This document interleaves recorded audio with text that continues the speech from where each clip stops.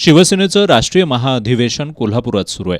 या अधिवेशनासाठी आलेले माजी मंत्री रामदास कदम यांनी पत्रकारांशी संवाद साधताना माजी मुख्यमंत्री उद्धव ठाकरे यांच्यावर बोचरी टीका करत त्यांना खुलं आव्हान दिलं। उद्धव ठाकरे यांचं पिल्लू आदित्य यांचं जे बोलणं आपण पाहिलं, यांचं वागणं आपण पाहिलं, यांचे टोमणे आपण पाहिले, तर हे एखादा दिवा विसताना जो फडफडतो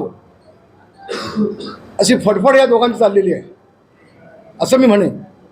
2.5 वर्ष ज्याला संधी मिळाली होती मुख्यमंत्री म्हणून बसण्याची, तो कर्तृत्वहीन नालायक महाराष्ट्राचा मुख्यमंत्री ठरलेला माणूस हा इतरांवरती कसा बोलू शकतो?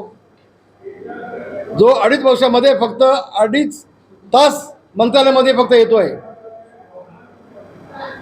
तो दुसऱ्यावरती कसा बोलू शकतो?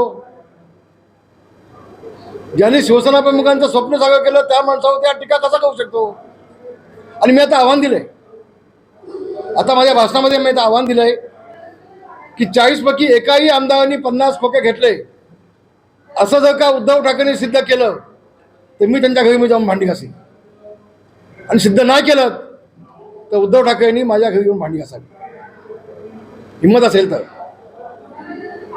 बाप दाखवणं साध्य झालं ना, कुठे कुणी कसे काय घेतले ते दाखवा ना। फक्त या 40 आमदारांना बदनाम करण्यासाठी बाप बेटाने केलेलं कटकारस्थान होतं।